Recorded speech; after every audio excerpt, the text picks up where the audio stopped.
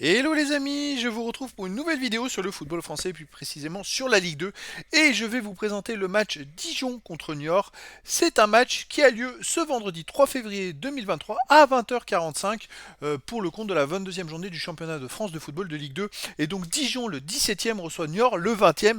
Donc c'est deux équipes qui sont relégables pour l'instant. Donc je vais revenir sur le classement de ces deux équipes avec leurs statistiques. On va voir les meilleurs buteurs de ces deux équipes. On verra aussi les résultats des 10 derniers matchs afin de voir la forme du moment et les compos d'équipes probables ou éventuelles avec les tactiques qui nous permettront de voir une tendance à ce match. Même si c'est subjectif parce que tout peut évoluer d'ici le début de la rencontre, ça nous donnera quand même un aperçu très intéressant. Alors c'est parti, donc Dijon est 17ème de Ligue 2 avec 21 points en 21 matchs, 5 victoires, 6 nuls, 10 défaites, 21 buts pour, 26 contre, moins 5 de goal average. Ils ont un point de retard sur Nîmes qui est le premier non relégable. De son côté, Niort est 20ème avec 17 points, ils sont à 4 points de Dijon, 17 points en 21 matchs, 4 victoires, 5 nuls, 12 défaites, 18 buts pour, 35 contre, moins 17 de goal average. Par contre là c'est plus compliqué parce qu'ils ont le pire goal average de Ligue 2, donc c'est pas étonnant qu'ils soient aussi mal classés. Les meilleurs buteurs. Alors on a pour Dijon. Hop, je vais enlever les petits Dijon.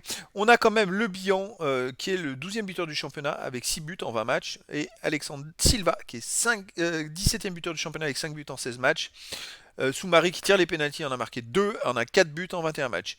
Côté Niort, on a Boutoba qui est le troisième meilleur marqueur de Ligue 2 avec 9 buts, donc 4 pénaltys en 20 matchs. Il a quand même mis 4 pénaltys. Hein. Après, on a plein de joueurs qui ont marqué 2 buts, voire un but. Les 10 derniers résultats.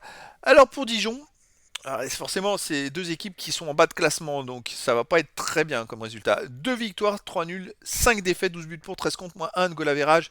Et surtout, vous voyez, sur les 5 derniers matchs, ils ont fait une seule victoire. Ils avaient gagné 5-0 contre Laval, hein.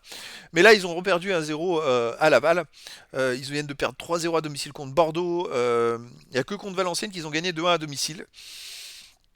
Alors, à domicile, oui, à part la défaite contre Bordeaux, ils arrivent quand même à pas faire de résultats trop mauvais.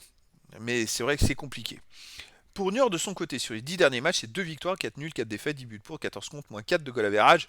Et surtout, Niort reste sur 4 défaites d'affilée. Alors bon, le match de Coupe de France, c'était contre Auxerre, une Ligue 1, mais ils ont joué chez eux, et sur les 4 défaites, vous voyez, ils ont fait 3 à la maison.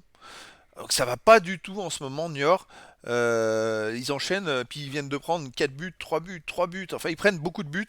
Alors, on peut pas dire que les deux équipes. Je dirais qu'il y a un petit avantage pour Dijon qui va jouer à la maison et qui a quand même, malgré le défaite 3-0 contre Bordeaux, fait quelques petits résultats. Mais voilà, on comprend pourquoi Niort est dernier du classement quand on voit les résultats. Alors, c'est parti, les compos d'équipes possibles. Tout peut changer, hein, les amis, d'ici le début du match. Pour Dijon, gardien Rennais ou Alakbé. Défense Traoré, Touré, Koulibaly ou Congré. Joli. Milieu défensif Pi et Ndong. Milieu offensif Elie. Silva, Le Bihan, Soumaré ou Chouna. Attaquant Camara, c'est du 4-2-3-1. Pour Niort, gardien Michel. Défense Moutachi, Mbondo, Passy, Bernard. Milieu de terrain défensif Benchama, Caboret.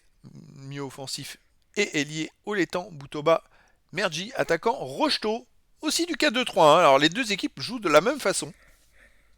Donc c'est ça qui va être intéressant dans cette rencontre. Elles ont toutes les deux le couteau sous la gorge, la pression de descendre en national et de ne pas rester en Ligue 2. C'est quand même serré parce que vous voyez que toutes les équipes qui sont... Ah, pas, Niort est un peu plus loin, ils sont 5 points de retard sur Nîmes.